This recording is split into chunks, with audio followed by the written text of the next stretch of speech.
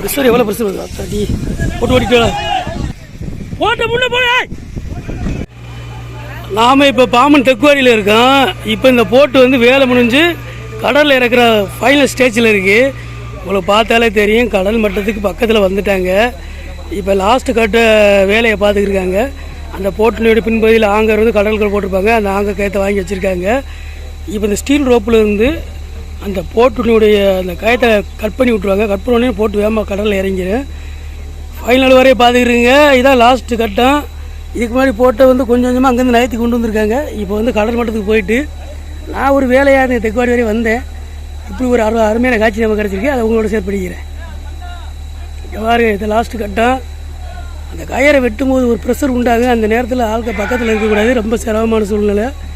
ரொம்ப கவனமாக இருக்குன்னு அதில் ஒரு கத்தியோர் நிற்கிற பார்த்தீங்களா, அவராக இதில் வந்து ஹீரோ, லாஸ்ட்டு கட்ட ஹீரோ. கொஞ்சம் கவனமாக இருக்கணும். போட்ட கொஞ்சம் பக்கத்தில் போய் காட்டுறேன். இதே நம்ம மச்சா போட்டு பெயிண்ட் அடிக்க காட்டுமே தப்பா. அந்த நேரத்தில் இப்படி ஒரு காட்சி நமக்கு கிடச்சிருக்கு. மேலேருந்து பார்க்கும்போது ரொம்ப அருமையாக இருக்குது.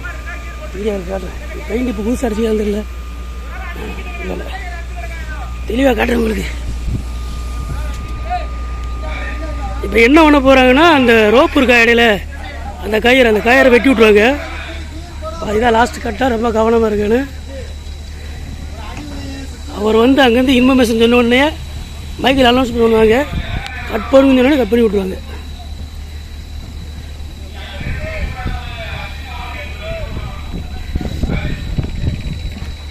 ஆட்களில் எவ்வளோ எச்சரிக்கையாக இருக்காங்க. இப்போ என்ன செய்கிறாங்கன்னா, அந்த ஸ்டீல் ரோப் இருக்குல்ல, ஸ்டீல் ரோப்பில் உள்ள கப்பையை தட்டி எடுக்காங்க. இப்போ மொத்த பொறுப்புமே அந்த வயரு, அதாவது கயிறில் தான் இருக்குது. அந்த ஊக்க தட்டிட்டாங்க வருது. அதோட என்ன செய்வாங்கன்னா, கத்தியை வச்சு அந்த கயிறை வெட்டி விடுவாங்க. அதோட போட்டு பின்பக்கமாக ஓடிடும். இது லாஸ்ட்டு ஃபைனலு. ரொம்ப கவனமாக ஆட்கள்லாம் சேஃப்டியாக இருக்கலான்னு கேட்காங்க. தெளிவாக இருக்குன்னு அங்கேருந்து அவர் அலௌன்ஸ் பண்ணி வெட்டச்சுன்னா வெட்டிடுவாங்க. இப்போ வந்து ஆங்கர் கயிறு வந்து டைப் பண்ணி வச்சுருக்காங்க. அதை பார்த்தாலே தெரியும்.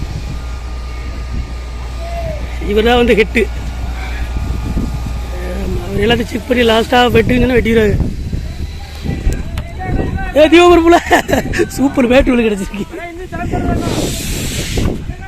பார்த்தா தெரியுதா, இவங்கெல்லாம் பிடிச்சி வச்சுருக்க கயிறு ஆங்கர் கயிறு. போட்டு பின்பகுதியாக போகும்போது சரசன்னு ஆங்கர் கயத்தை வாங்கி மடைக்கிறேன்னு. இல்லைன்னா நம்ம பாம்பன் பகுதியில் எப்போவுமே நீரோட்டம் இருக்குது. இப்போ வந்து தெற்கேருந்து வடகடலில் நீரோட்டம் ஓடிக்கிருக்கு. உங்களுக்கு பார்த்தாலே தெரியும் நீரோட்டம் எப்படி ஓடுது பார்த்தீங்களா. தென்கடலேருந்து வடகடல் பார்த்து ஓடுது. போட்டை கரெக்டாக நிப்பாட்ட இல்லைன்னா எங்கன்னா வளைஞ்சு போயிடும். இல்லை மற்ற போட்டதுலேயே முட்டிடுறதுனால கவனம் வருது. இல்லை பிள்ளைல ஆயத்தமாக இருக்காது.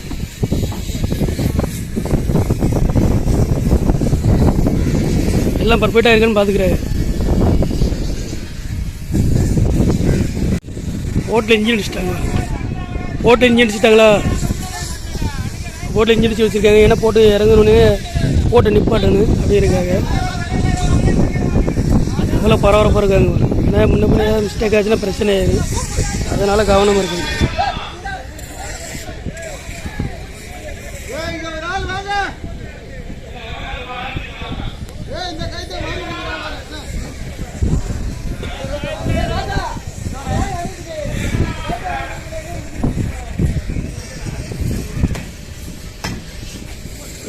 விட்டு விட பரப்புல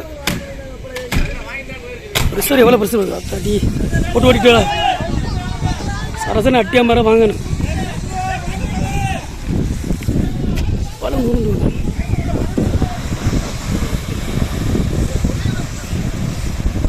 வேறு ரொம்ப கவனமாக இருக்குது. அதான் லாஸ்ட் கட்டாக போட்டு எவ்வளோ போது வருது. பின்னாடி போய் மற்ற போட்டுலேயும் அடிச்சிடக்கூடாது. ஏன்னா அவர் இன்ஜின் அடிச்சு வச்சுருக்காங்க. கீர் போட்டுருவாங்க. ஆல்ரெடி இன்ஜின் அடிச்சிட்டாங்க. முள்ள போற